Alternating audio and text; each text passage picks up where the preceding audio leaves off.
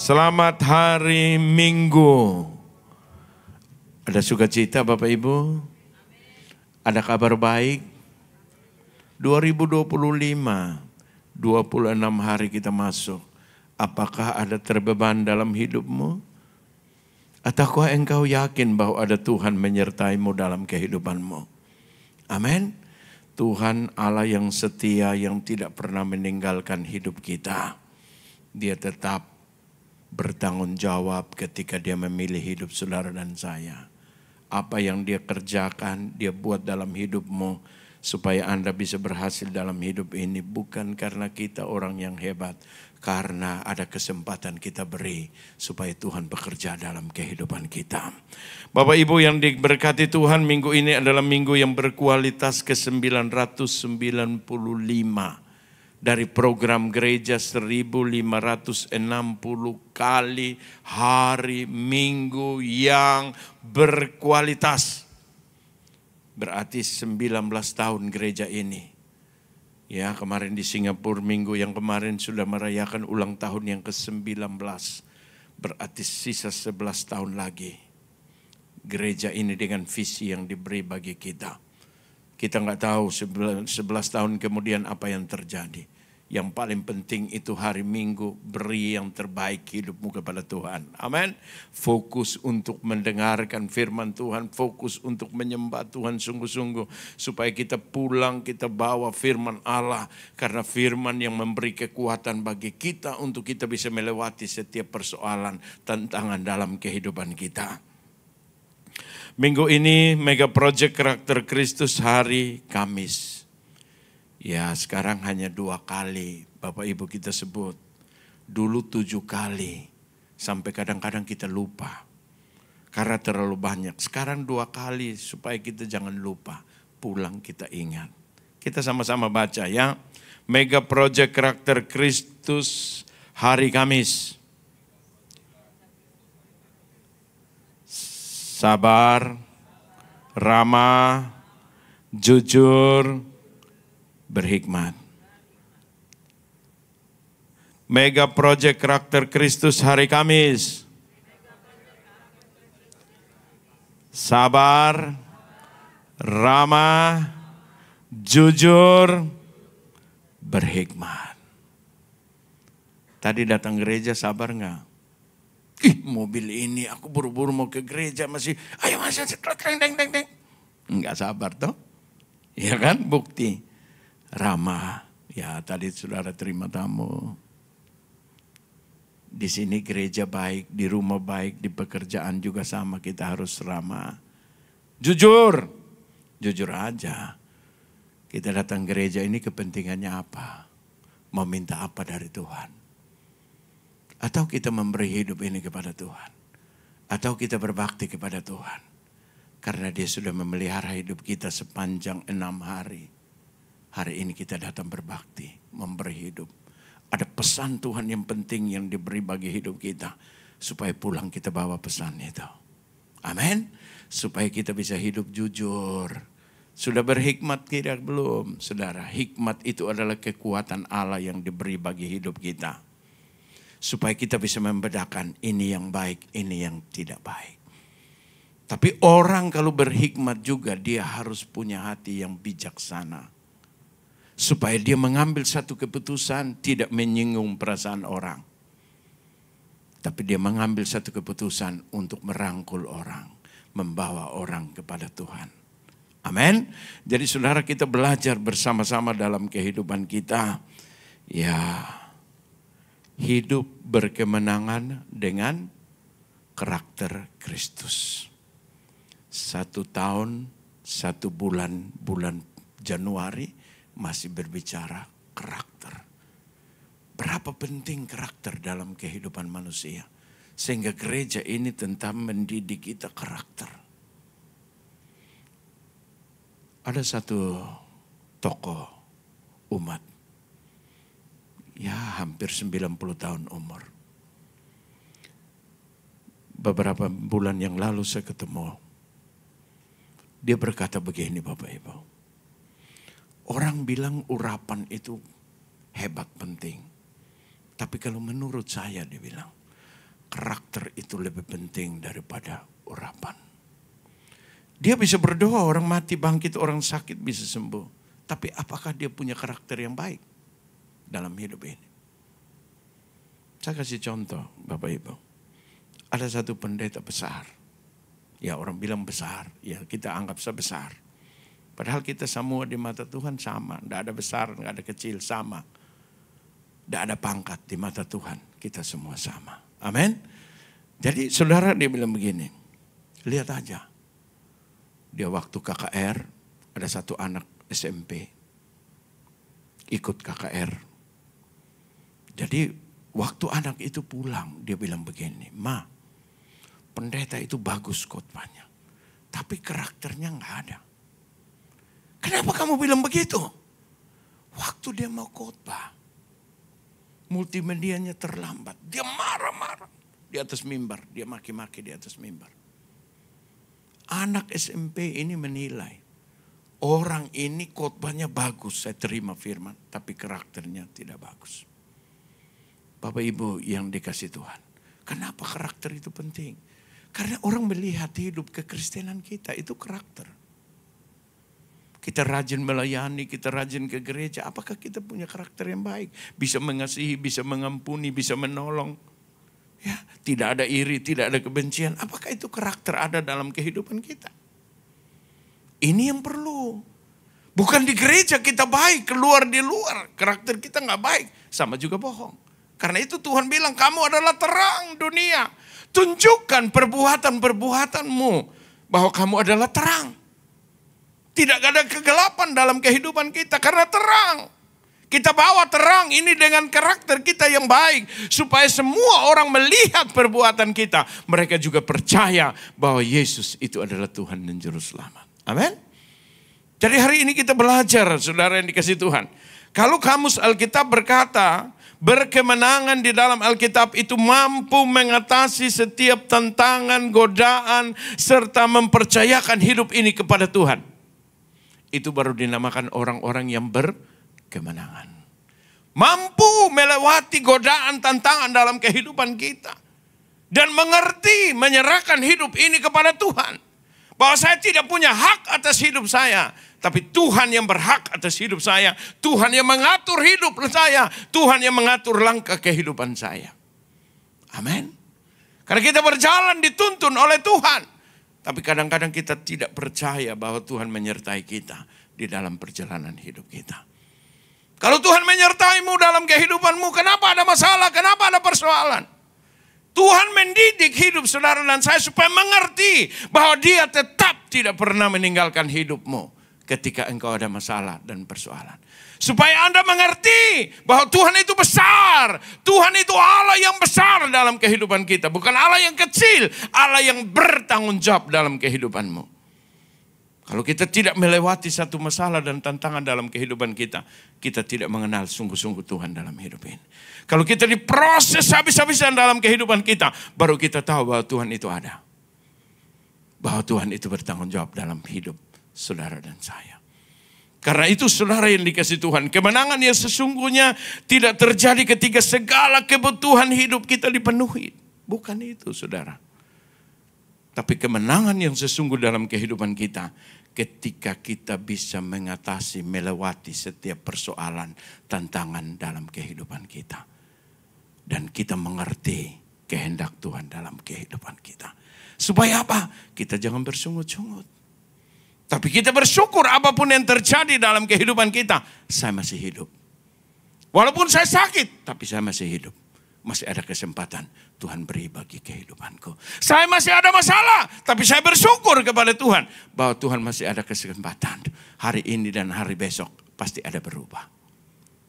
Ini kita belajar saudara yang dikasih Tuhan. Hari ini saya mau kita belajar. Ada satu kisah yang luar biasa. Saya senang kisah ini.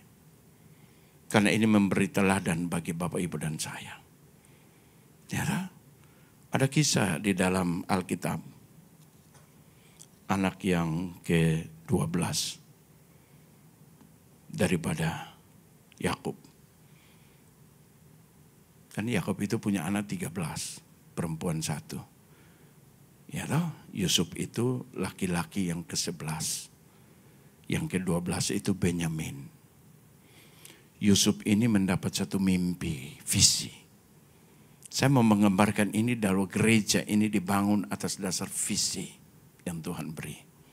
Jadi saudara, jangan sampai ikut gereja ini tidak mengerti dan tidak tahu. Akhirnya kita bilang, gereja apa begini. Sudahlah. Yusuf itu mendapat visi yang pertama. Kakak-kakaknya harus menghormati dia. Dia cerita mimpinya itu. Kakak-kakaknya marah. Dia mendapat mimpi yang kedua. Bapaknya juga tunduk kepada dia. Semua keluarga kakak-kakaknya yang 11 itu marah kepada dia. Waktu bapaknya menyuruh dia untuk mengantar makanan kepada mereka di padang gembala. Mereka iri kepada dia. Akhirnya mereka pukul dia, mereka buang masuk di dalam sumur. Akhirnya Ruben datang mengeluarkan dia. Dan akhirnya mereka jual dia. Daripada dia mati, dijual. Jual kemana? Ke Mesir. Yang beli dia itu Potifar, seorang pejabat. Waktu dia dipercayakan, karena Tuhan menyertai dia dalam perjalanan hidup. Walaupun dia dibuang, tapi dia tetap mempertahankan Tuhan dalam kehidupannya. Dia melewati tantangan dan tantangan dalam kehidupan. Padahal ada visi yang Tuhan beri bagi dia. Dia harus menjadi seorang pemimpin dan semua harus tunduk kepada dia. Tapi kenapa dia harus menderita? Ya, gereja juga sama. Ada visi yang Tuhan beri kita ke depan. Kita sekarang lagi bertati-tati. Mempertahankan kebenaran. Mempertahankan back to Jesus teaching, ajaran ini. Yang dididik, diajar jemaat. Bukan jemaat datang kepada pendeta, tapi dibawa jemaat untuk mengenal Tuhan secara pribadi dalam hidup ini. Mengajar jemaat untuk berjumpa dengan Tuhan. Mengajar jemaat atas firman Allah supaya bersihkan hati dan pikiran kita. Supaya kita mengerti Tuhan dalam kehidupan kita. Itu visi yang Tuhan beri, Bapak Ibu. Supaya kita pegang visi itu, jangan kita miring ke kiri, menengok ke kiri dan ke kanan. Apalagi saudara menengok ke belakang. Jadi tiang garam. Mau jadi tiang garam. Kalau menengok ke kiri, ya tiang garamnya sedikit. Menengok ke kanan jadi sedikit. Makanya ke gereja jangan lihat kiri, lihat kanan. Perhatikan firman Allah, fokus kepada firman Allah supaya kita jangan terganggu. Pikiran dan hati kita untuk mendapatkan firman Allah yang Tuhan beri bagi hidup saudara dan saya. Karena itu Yusuf dibuang, saudara yang dikasih Tuhan. Yusuf datang di Mesir, tapi Yusuf disertai Tuhan. Sampai akhirnya Potifar itu mempercayakan Yusuf. Semua rumahku, pekerjaanku yang ada di rumah, engkau yang mengatur semua. Tapi di rumah itu hanya ada 2 orang, Bapak Ibu. Satu perempuan cantik, istrinya Potifar. Satu pekerja, Yusuf. Laki-laki satu-satunya yang ganteng ada di rumah. Lebih ganteng dari Potifar. Betul ya saudara ya? Mudah lagi saudara yang dikasih Tuhan. Tiap hari sama-sama memandang dan melihat. Yusuf bekerja dengan rajin. Yusuf bekerja dengan baik. Tapi istrinya itu. Dia melihat Yusuf langsung dia berahi. Dia menggoda Yusuf hari, Alkitab berkata hari lepas hari. Dia terus menggoda Yusuf. Tapi apakah Yusuf tergoda? Tidak tergoda. Coba zaman sekarang. Abraham aja tergoda. Sarah bilang kepada Abraham, daripada harta kita untuk pembantu kita, ambil Hagar. Abraham tergoda enggak? Tergoda. Ambil Hagar. Harga hamil. Dia pikir dia bisa tindas siapa? Sarah. Sarah mulai ngomel kepada Abraham. Lihat itu dia sudah membuat saya begini. Abraham bilang kamu yang salah. Terserah kamu mau buat apa, dia buat aja. Akhirnya Sarah mengusir Hagar. Saudara, karena kesalahan siapa? Ketidaksabaran Sarah. Karena harta dan kekayaan. Kadang-kadang harta dan kekayaan merusak iman kita kepada Tuhan. Waktu kita susah kita cari Tuhan. Waktu kita senang kita lupa Tuhan. Tidak boleh itu terjadi dalam hidup kita di gereja ini. Ya, kita harus berjuang. Makin kita diberkati, makin kita dekat dengan Tuhan. Kenapa? Supaya Tuhan pagari semua harta kekayaan kita. Tidak ada yang mencuri. Karena semua untuk kemuliaan Tuhan dalam hidup ini. Amin. Jadi kita belajar, saudara yang dikasih Tuhan. Bagaimana Yusuf, dia mempertahankan kebenaran yang ada dalam kehidupannya. Dia tidak menjual dirinya. Dia tetap mempertahankan itu dalam kehidupannya. Kita baca firman-Nya. Kejadian pasal 39 ayat 9, 10.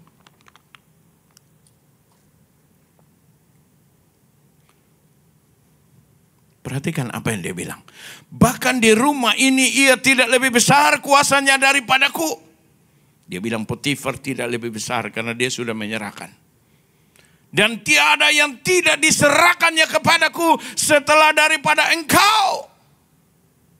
Engkau tidak. Potifar tidak serahkan engkau kepada dia. Dia bilang. Sebab engkau adalah istrinya. Ya toh? Tapi apa yang Yusuf katakan? Bagaimanakah mungkin aku melakukan kejahatan yang besar? Persinahan itu satu kejahatan yang besar. Karena itu 10 hukum Allah, jangan bersinah. Yusuf dia tahu itu hukum dan dia tidak melanggar itu. Karena itu kejahatan yang besar. Tapi dunia sekarang kita anggap itu main-main. Karena kita tidak peduli dengan hukum yang Tuhan beri bagi hidup kita. Hari ini kita mesti belajar bagaimana seperti Yusuf. Kita menjadi orang-orang yang berkemenangan. Yang punya karakter yang baik dalam hidup ini. Yusuf menunjukkan itu. Supaya generasi-generasi penerus ini dia harus tahu. Bahwa kita harus taat untuk melakukan setiap perintah Tuhan yang diberi bagi kehidupan kita. Yusuf menegakkan itu. Walaupun dia dijual. Tapi dia tahu ada visi yang Tuhan beri. Dan itu pasti akan terjadi dalam kehidupannya. Ya. Dia bilang bagaimana aku melakukan kejahatan yang besar ini. Dan yang kedua dia bilang, dan berbuat dosa kepada Tuhan. Ketika aku bersinah mungkin suaminya tidak tahu. Tapi aku sudah berdosa kepada Tuhan. Dosa itu kepada Tuhan. Karena orang yang berbuat dosa ada hukumannya yang diberi bagi kita. Tapi kadang-kadang kita tidak peduli. Tuhan maha pengampun, Tuhan baik. Akhirnya kita meremehkan semua. Kita jual hidup kita, kita merusak hidup kita. Merusak hubungan kita dengan Tuhan. Karena perbuatan-perbuatan kita. Yusuf tidak, Bapak Ibu. Dia tetap mempertahankan itu di dalam kehidupannya. Walaupun hari lepas hari. Ayat ke-10, saudara perhatikan. Dia bilang apa? Walaupun dari hari ke hari. Siapa yang kuat? Saya mau tanya Bapak Ibu, siapa yang kuat? Saya mau tanya Bapak Ibu, tiap hari 2 orang sendiri di rumah. Yang kuat itu siapa? Tahan-tahanan sampai yang kuat. Yusuf rasa tidak mampu lagi, tidak kuat. Dia lari. Tapi kita bilang, oh saya jago, saya hebat. Tidak ada yang hebat. Kalau kita tidak kuat, jangan dekat. Teman lama jangan dekat. Pasti tergoda. Lari, menghindar. Artinya menghindar. Kalau kita belum mampu menghindar. Dulu saya baru bertobat. Ya kan? Bikin dosa. Pulang menangis di rumah. Roh Kudus dalam hidup menangis. Kenapa? Bikin dosa. Pikir dosa kecil. Ya kan? Teman-teman lagi ada kematian. Saya datang di sana. Ayo kurang 1 ini duduk aja. Kan cuma 1000 tidak dosa. Ya, akhirnya saya duduk juga main kan di kematian. Pulang dalam selama jalan 500 meter ke rumah. Nangis saya. Saya sudah berdosa, saya sudah berdosa. Saya sudah berdosa, saya sudah berdosa. Akhirnya adalah hikmat yang Tuhan beri. Kamu lihat tinja. Besar dan kecil baunya sama atau enggak? Sama. Akhirnya saya mulai menghindar dari teman-teman. Karena saya belum kuat, saya menghindar dari mereka. Kalau mereka ada duduk judi, mabuk di sana, saya tidak mau dekat. Saya jalan jauh. Mereka bilang, kamu mulai sok suci, kamu mulai begini. Saya tetap menghindar. Kenapa?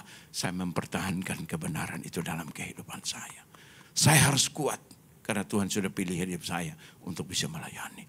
Dari persoalan ke persoalan, dari tantangan ke tantangan yang datang dalam hidup ini. Sampai saya bisa sampai hari ini bisa melayani Tuhan. Itu karena Tuhan, bukan karena saya. Tuhan menunjukkan bahwa dia memelihara hidup saya. Dia memelihara keluarga saya. Itu bukan saya, tapi saya tahu itu karena Tuhan. Kita tetap harus mempertahankan kebenaran dalam kehidupan kita. Supaya apa? Gereja ini dengan visinya pasti akan terjadi. Dan saudara akan kagum sendiri. Dunia akan tahu. Gereja yang diremehkan, tapi ada visi. Yusuf yang diremehkan, tapi akhirnya Yusuf yang disayang Tuhan. Membuat menyelamatkan semua umat Tuhan pada saat itu. Waktu dia lari, saudara yang dikasih Tuhan. Jubahnya, jasnya ditahan. Akhirnya dia difitnah, dimasuk penjara. 2 tahun, bayangkan saudara, 2 tahun di dalam penjara. Tapi Alkitab mengatakan bahwa Yusuf disertai Tuhan. Tuhan merubah hati kepala penjara itu untuk mengasihi Yusuf. Apapun yang kita alami dalam hidup ini, pertahankan kebenaran dalam kehidupanmu. Lewati setiap tantangan dalam hidup ini. Semua orang yang tadi tidak senang dengan kita pasti dia akan senang. Karena Tuhan akan merubah hidupnya. Untuk dia mengasihi kita. Amin. Kita belajar untuk kita jangan membalas kejahatan dengan kejahatan. Tapi kita harus membalas kejahatan dengan kebaikan. Itu yang kita harus buat dalam kehidupan kita. Supaya hidup rumah tangga kita bisa penuh damai dan sukacita. Karena ada keharmonisan di dalam rumah tangga. Saling mengalah, saling mengampuni, saling mengasihi di dalam kehidupanmu. Yusuf menunjukkan bagi mereka dan dia berkata kepada mereka. Waktu kelaparan itu terjadi, saudara-saudaranya itu datang. Dia melihat dan dia kenal mereka, tapi mereka tidak kenal dia lagi. Kenapa? Karena dia pakai jubah kebesaran, modelnya sudah berbeda. Tapi dia lihat mereka tetap tidak berubah yang sama. Dia tahu. Dan ketika dia melihat mereka dia sedih hati. Dia masuk di kamar, dia menangis, dia keluar lagi. Dan akhirnya saudara, apa yang terjadi dengan Yusuf? Kita buka ayat Kejadian 45. Ayat 5 sampai ayat yang ke-8. Kita mau jadi orang-orang yang berkemenangan. Kita harus tahu bahwa ada visi. Kita menjalankan visi ini dengan bertati-tati. Dengan kebenaran yang kita terus, ajaran yang kita terus nyatakan dalam hidup ini. Supaya orang tetap mengasihi Tuhan dan mencintai Tuhan. Perhatikan dia bilang kepada keluarganya. Tetapi sekarang janganlah bersusah hati. Mereka takut. Pasti dia akan hukum mereka. Dia bilang janganlah bersusah hati dan janganlah menyesali diri. Karena kamu sudah buang aku. Kamu rencana membunuh aku. Tapi aku belum mati. Karena masih ada visi yang Tuhan beri bagi hidup. Karena kamu menjual aku ke sini. Sebab untuk memelihara hiduplah Allah menyuruh aku mendahului kamu. Kamu buang itu Tuhan yang suruh buang. Tapi kamu tidak tahu. Betul ya? Kita seperti dikucilkan, tapi kita nggak sadar. Kita masuk dalam masalah, tapi kita nggak sadar bahwa kita masuk dalam rencana Tuhan dalam kehidupan kita. Terus ayat yang ke-7. 5, 6 belum? Ya 6. Karena telah 2 tahun ada kelaparan dalam negeri ini. Dan selama 5 tahun lagi orang tidak akan membajak atau menuai. Kenapa? Karena kekeringan, tidak ada hujan. Coba kalau Surabaya 7 tahun tidak ada hujan. Saudara makan apa? Tidak ada makan. Beli beras dari mana? Impor lagi. Karena tidak ada hujan. Saudara mau ambil air dari mana? Kekeringan, tidak ada. Tuhan itu yang berkuasa menurunkan hujan. Amin. Tuhan itu yang berkuasa. Tidak ada hujan, dia yang berkuasa. Jadi semua itu dari Tuhan untuk setiap kehidupan kita. Ayat yang ke-7. Maka Allah telah menyuruh aku mendahului kamu untuk menjamin kelanjutan keturunanmu yang sudah lapar. Ya, bersama keluargamu yang sudah lapar, yang ada di Israel. Ini di Mesir. Kamu di Israel sudah lapar, sudah datang beli makan di sini. Tapi masih ada 5 tahun. Dia bilang, Allah menyuruh aku duluan di sini. Bayangkan saudara, kalau orang tidak mengerti visinya Tuhan, dia tidak akan tahu, pasti dia marah. Kamu yang bunuh aku, kamu yang jual aku, kamu yang punya rencana membunuh aku. Tapi dia bilang, itu saya itu dalam rencana Tuhan. Tuhan pakai kalian untuk buang saya, untuk mempersiapkan saya, untuk menolong kalian. Luar biasa saudara yang dikasih Tuhan. Mari hari ini supaya ketika kita ada masalah, persoalan dalam kehidupan kita, kita pertahankan kebenaran. Kita pasti jadi orang-orang yang berkemenangan. Karena memiliki karakter yang baik dalam hidup ini. Amin. Tetap mengasihi dan mengampuni. Suami istri di rumah tetap saling mengasihi. Sudahlah kalau istri cerewet suami diam. Suami cerewet istri diam. Pasti rumah tangga jadi baik. Kalau dua-dua ribut jadi perang. Api dikasih nyala, perang terjadi. Setelah perang apinya redup, baru menyesal. Sayang, sorry ya tadi kataku terlalu kasar. Tapi kalau sekarang kita mengerti kehendak Tuhan dalam kehidupan kita, kita juga belajar saling mengalah. Betul ya? Tidak saling menyakiti dalam hidup ini. Saling memahami. Manusia pasti bukan salah. Tidak ada manusia yang tidak salah, Bapak Ibu.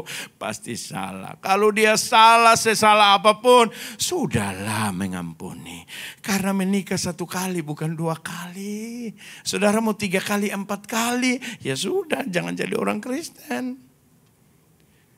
999 istri seperti Salomo. Kalau kamu mau silakan, tidak apa-apa. Jadilah Salomo. Betul ya saudara ya? Tapi kalau kamu jadi seperti saya hari ini, hanya boleh 1. Tidak boleh 2, tidak boleh 3, hanya 1.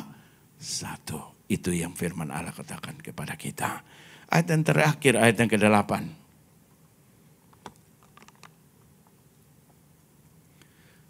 Perhatikan dia bilang, kata-katanya bagus sekali Bapak Ibu.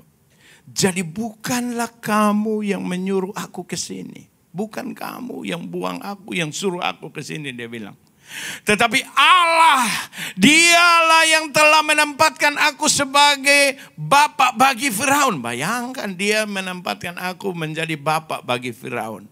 Dia yang menolong. Firaun mendapat mimpi.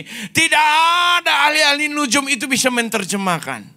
Yusuf dikeluarkan dari penjara, Tuhan mulai angkat dia 2 tahun itu keluar. Dia menerjemahkan itu, akhirnya Firaun mengangkat dia. 7 tahun panen itu dia mengumpulkan seluruh Surabaya. Lumbung-lumbung ini full dengan gandum makanan. Karena 7 tahun kelaparan. Saudara bayangkan, bukan main-main 7 tahun. Ya saudara, semua di daerah itu tidak ada makanan, hanya ada di tempatnya kerajaan Yusuf yang berkuasa.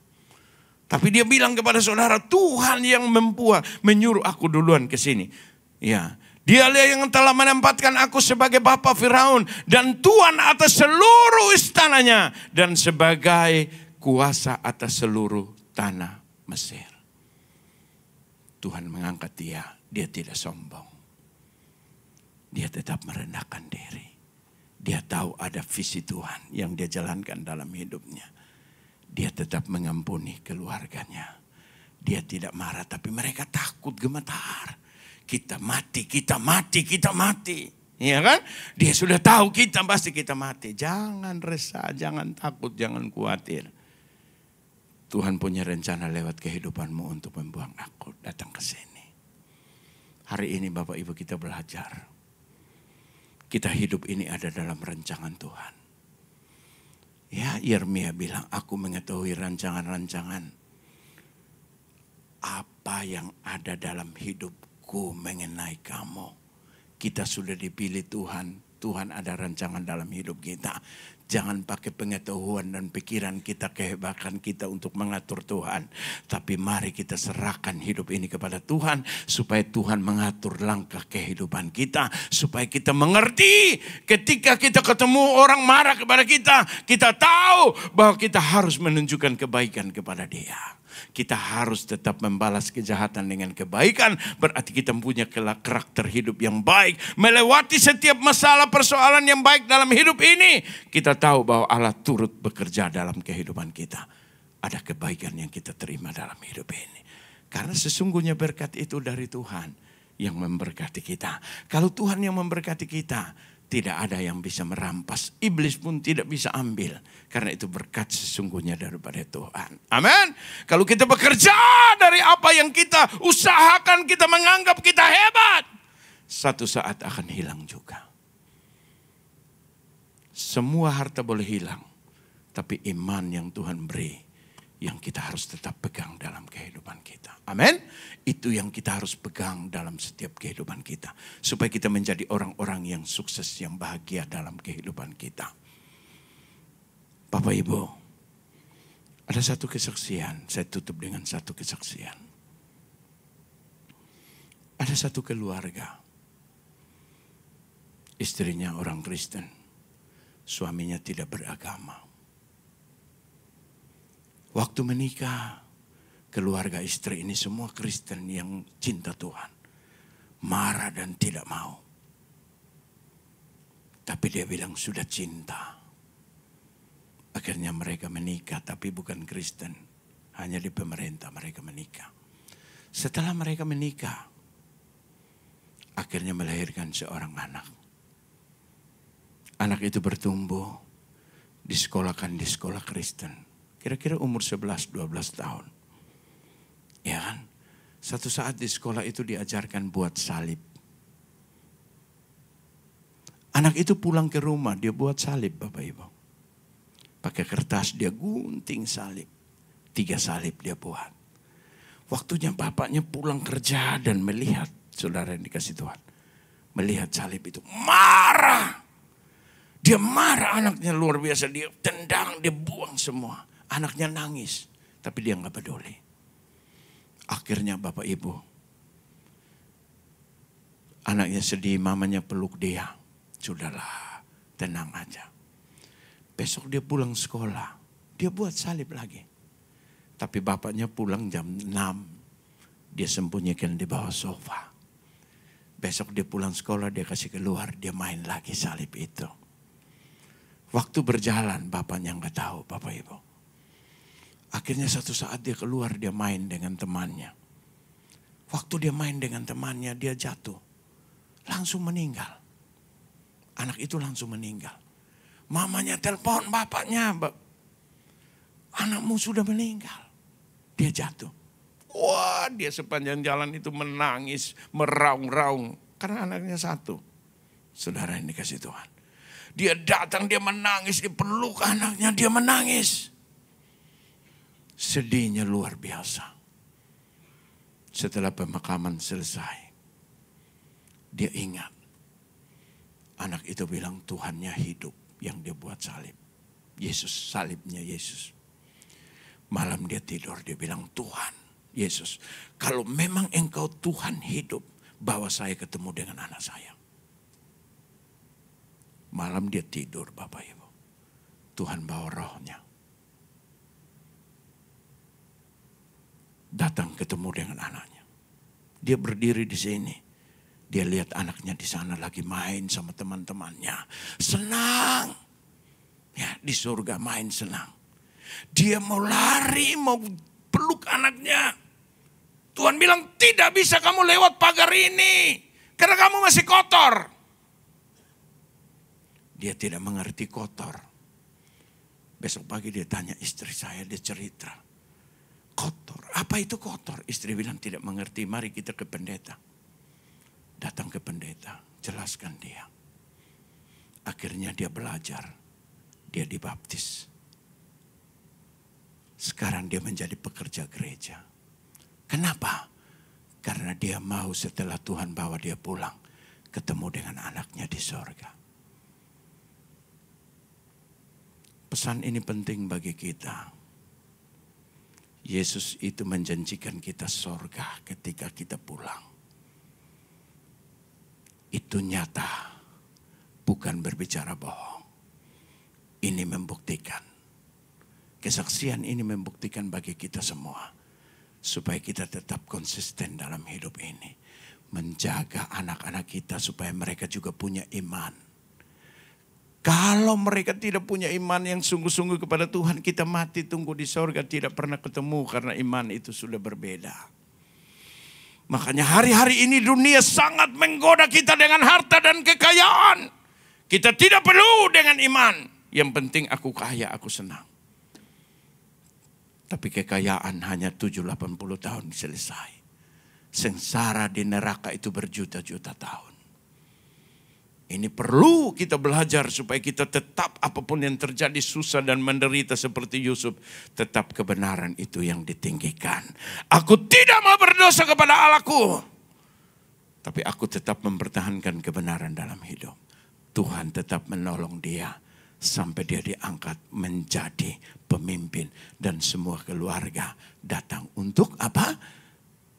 Tunduk kepada dia seperti mimpi. Visi yang Tuhan beri bagi hidupnya. Gereja ini masih berjalan dalam visi yang Tuhan beri. Gereja ini pasti diakui di dunia. Gereja ini anak-anak muda akan dipakai Tuhan. Anak-anak muda akan diberkati Tuhan. Gereja ini tidak mencari orang yang kaya. Tapi nanti semua jemaat Tuhan akan diberkati di gereja ini. Untuk menjadi berkat bagi gereja ini. Itu visi yang kita harus pegang dalam kehidupan kita. Pertahankan hidupmu dalam kebenaran untuk mencapai visi yang Tuhan beri bagi hidup ini. Karena gereja ini tidak mengajar jemaat untuk datang kepada pendeta yang hebat. Tapi gereja mengajar jemaat dididik untuk mengenal Tuhan secara pribadi. Supaya pendeta salah, jemaat juga berkata dia manusia. Pasti ada salah. Mengampuni dan kita terus bertumbuh di dalam iman kita kepada Tuhan. Mari kita bangkit berdiri karena waktu saya sudah selesai.